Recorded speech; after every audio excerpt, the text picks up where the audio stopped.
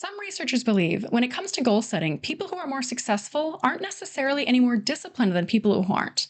They're just more motivated. So, how can we make ourselves feel more motivated to accomplish our goals? That's coming up now on Black, White, Gray, Yellow.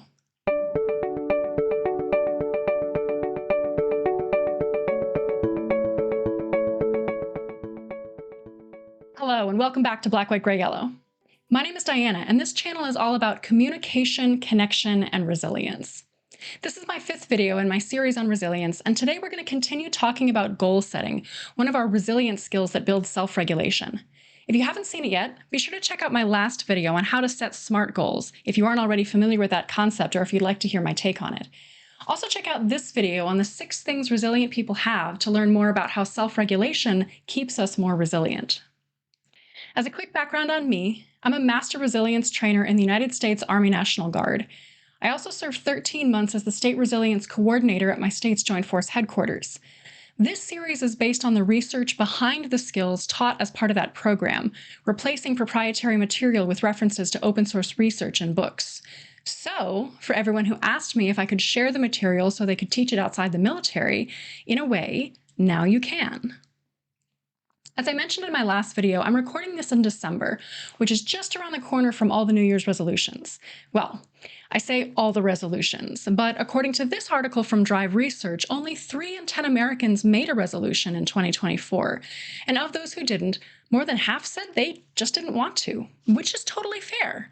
Goals are very personal, and setting one just because it happens to be a particular time of year may not be very motivating for a lot of people. Some other people who didn't set New Year's resolutions, according to this article, say it's either because they know they break those resolutions too easily, or they know they'll simply forget to do them. And maybe they're onto something, because the same article also says that while 80% of goal setters feel confident that they can stick to their resolutions throughout the year, only 9% of Americans actually did. So what gives? Is this some moral failing on the part of Americans? Okay, don't answer that one. Are the 9% of resolution setters who succeeded just more disciplined than everyone else? Maybe. But if I haven't foreshadowed it enough, I'm arguing today that the people who succeed aren't any more disciplined, they're just more motivated.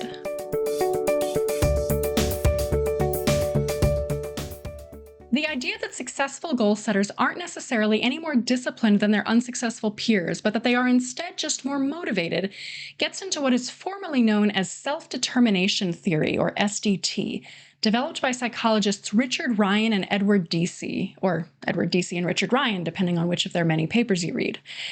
We could easily do a whole video on self-determination theory. Write me in the comments if you'd like to see that. But the pieces relevant to our video today are related to different types of motivation. Most of us have heard of intrinsic motivation, when you do something just because you want to, because it feels good or is inherently fun, versus extrinsic motivation, when you are motivated by some external factor like the threat of punishment or promise of a reward. But it turns out, motivation isn't so black and white. It has shades of gray. Something I had never heard before learning about Ryan and Deci's research breaks extrinsic motivation up into 4 types, with increasing levels of internalization, slowly transitioning extrinsic motivation into intrinsic motivation. This is part of another sub-theory of self-determination theory called organismic integration theory, or OIT. The formal names of the different types of motivation that Ryan and Deci define are very heady, but we can simplify what they effectively mean. The least autonomous behavior.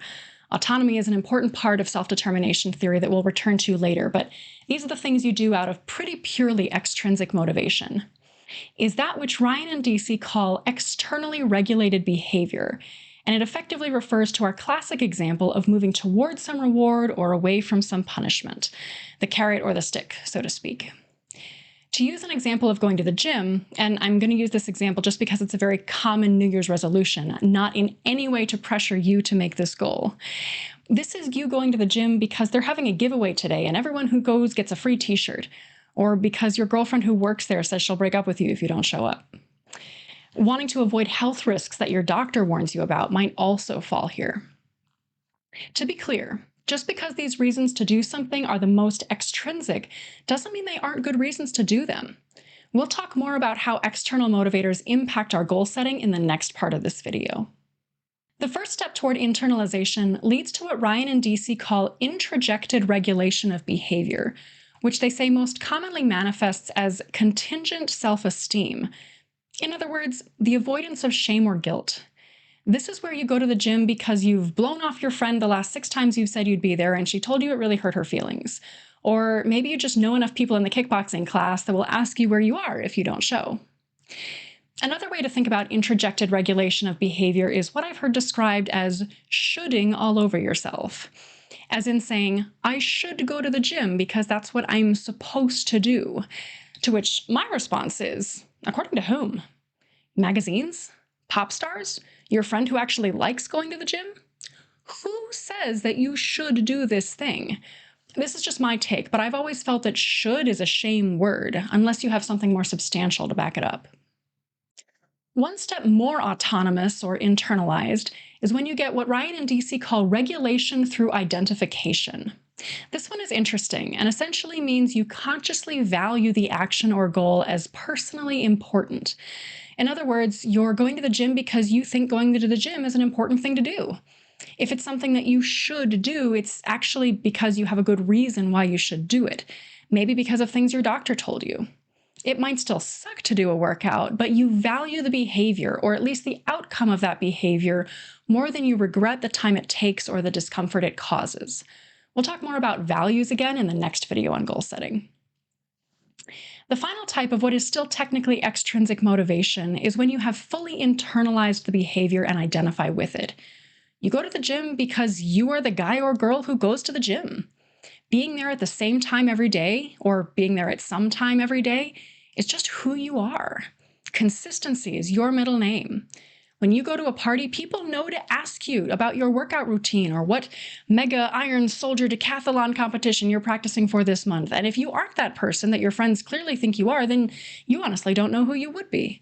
Sure, the gym can still suck, but you wouldn't be behaving true to yourself if you didn't go. Ryan and Deci call this integrated regulation. Importantly, all of these examples are still distinct from true intrinsic motivation, which is when you do something because it's inherently a fun thing to do. If you're intrinsically motivated to go to the gym, you aren't pushing through a workout that isn't fun. You're doing it because it's fun. Left to your own devices, you'd rather go to the gym than go to the movies on a Saturday night. You may have to force yourself to leave, and if they'd let you order pizza and stay for dinner, you would. Okay, well, I'm sure there are some people like that. It probably isn't an example that most of us can relate to. So some other things you might be intrinsically motivated to do might be to eat your favorite meal, or introduce your favorite movie to a friend that has never seen it, or stay in bed and sleep as long as you want. Go ahead and tell me in the comments what you're intrinsically motivated to do. Now, there were some other interesting pieces of self-determination theory that are worth mentioning.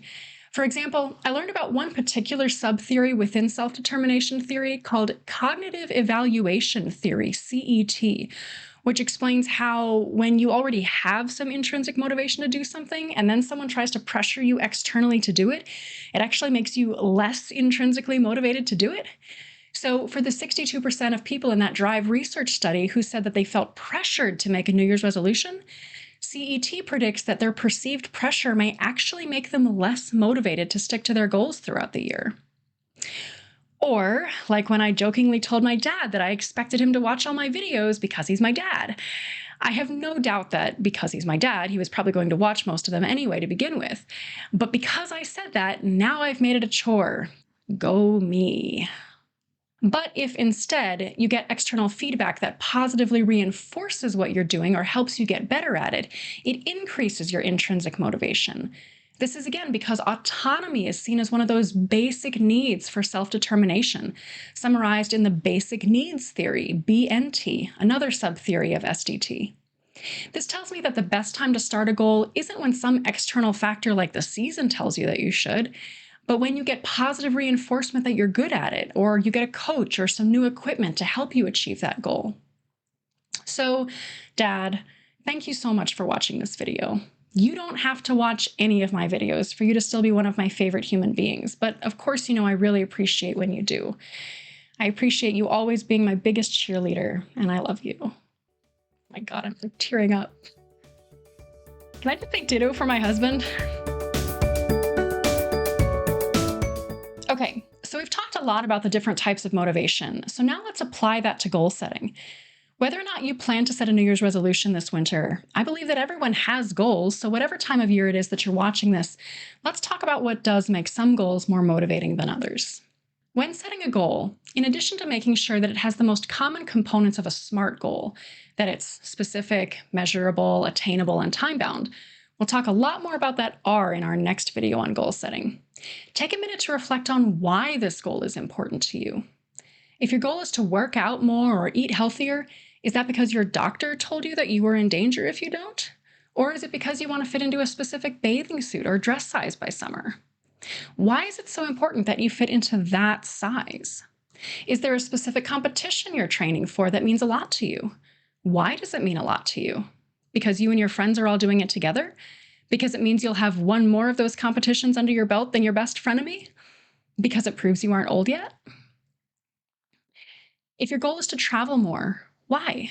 Are there specific places you want to see, or do you just want to see less of the same four walls at home? Is it about you getting out more or about getting your children more exposed to new places? Maybe you want to visit more family while you can.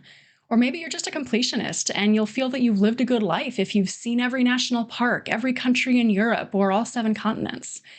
Maybe it isn't necessarily about the travel at all, but about the holy sites you could visit, or the Michelin star restaurants you could taste, or the historic battlegrounds you can honor.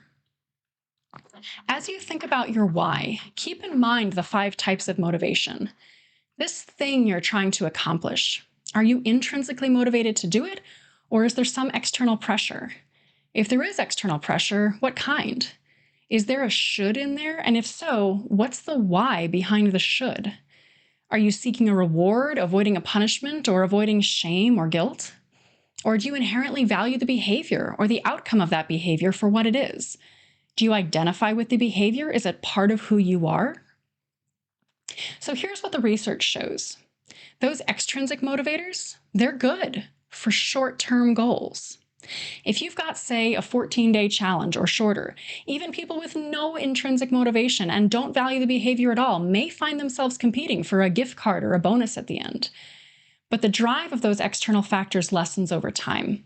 And when it comes to long-term motivation, they suck.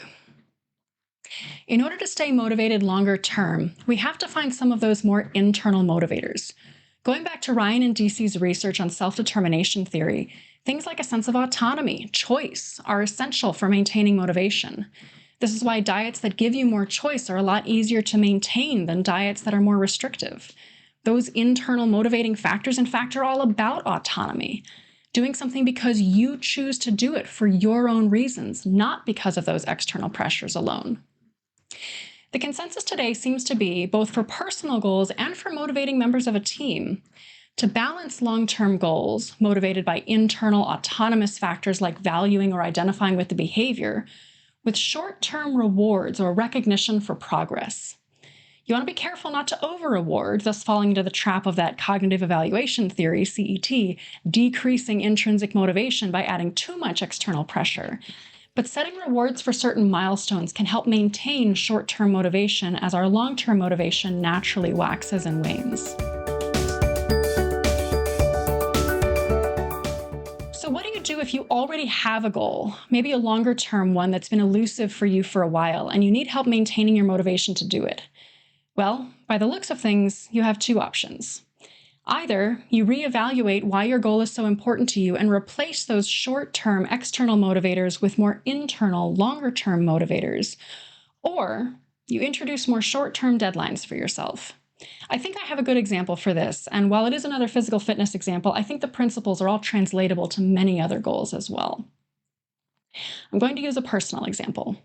For several years, I've set a goal to improve my 2-mile run time. This is perhaps the overall least favorite event in the Army's physical fitness test. It's certainly mine. If you aren't military, you can substitute this for a 5K run. And if you don't care for the physical fitness example at all, this would work just as well for getting better at public speaking or learning to play an instrument or speak another language. Okay, why is this an important goal to me? Well, I have to be good enough at running 2 miles to be able to pass my physical fitness test, but I don't identify as someone who does the minimum. In fact, I identify as someone who excels in everything I do. Okay, let's be honest, not everything. But is that enough to get me off the couch when it's cold outside? Well, it hasn't been so far. Because what's the worst that happens if I fail to exceed the standard and barely pass, which I know I can usually do? Shame and guilt? Okay, so I'm motivated to put in some work in the short term, like right before I need to take a test. But just like when learning to play an instrument or speak another language, physical fitness requires consistent effort over the long term. I know this, but struggle with the motivation to do anything about it most of the time. So, I can either try to replace that shame and guilt mentality with something closer to intrinsic motivation. Maybe I can read a book that will convince me to value the behavior of running for its own sake, or get into the habit of doing it no matter the temperature outside, within safe limits, of course. Maybe, in addition to identifying as someone who excels at other things, I can start to think of myself as a runner. Failing that, I can spend more time hanging out with people who run and talk to them about their running. Then my natural competitiveness, if not my desire for connection with others, will drive me to want to run more. Then the challenge is just finding more people to spend time with who run. Any of these options can help tap into deeper sources of motivation for me, according to self-determination theory, and make me more likely to accomplish my goal. Or I can change my time frame. Instead of making this a New Year's resolution to be better in a year or 6 months from now, I can set a goal to take another fitness test in, say, a month. Okay, maybe 3. We can wait until it isn't as cold outside. Maybe I ask my unit if I can take a fitness test every month from March through October. Then my motivation to avoid public humiliation stays fresh every month. If you aren't military, you can likewise sign up for 5K races pretty much throughout the year, restricted only to your budget and willingness to travel. If your goal is in public speaking, find a local Toastmasters chapter and put yourself in front of people as often as you can. To learn an instrument, play a little house concert for your friends at least once a month, and try to at least be noticeably better each month than the previous one. If you're learning a language, you can apply the same concept, and in the same way, the external motivation to avoid shame or guilt stays fresh and pushes you forward. If that kind of negative reinforcement doesn't motivate you, then you can similarly find a way to positively motivate yourself on a short-term basis that has the same effect. Maybe you commit to testing yourself once a month, as we just described, and each month that you perform better than the month before, you get a treat. In fact, no one says you can't give yourself a treat just for following through and taking the test once a month, whether you perform better or worse. That's a great way to take the pressure off yourself and allow for failure, which also allows for growth. This essentially reflects the alternative option to replace the goal for the desired result with the goal of the how to get there. I talked about this some in my last video on SMART goals. For example, instead of setting a goal to improve my run time and force myself to take a fitness test every month to keep my motivation, read anxiety, up, maybe my goal is just to take a fitness test every month. The likely result of doing that is that I will see my run times improve, but I can largely eliminate the performance anxiety when the goal is just to take the test, for better or worse, something that's entirely within my control, or at least a lot more so. I would still have to negotiate that with my unit. As I get better and the shame and guilt goes away, rather than losing that source of motivation, it actually becomes a lot easier for me to stay motivated because of the competence I already have, another of the basic needs of self-determination theory. This works just as well for the other examples too. Of course, another possibility is that when you evaluate why some goal is important to you, you realize that it isn't. And that's okay too. Life is too short for us to waste time on goals we don't care about. So that's it for this video on motivation, goal setting, and resilience. We'll continue talking about goals in our next video, honing in on that R in SMART goals and choosing goals that are relevant to our core values, which also allows us to tap into those more internal sources of motivation so that we're more likely to stay self-regulated, stick to our goals, and stay resilient. If you want a notification as soon as that video comes out, click the bell icon or subscribe for quick access to this channel. If you enjoyed this video, please give it a like and tell me in the comments what motivates you.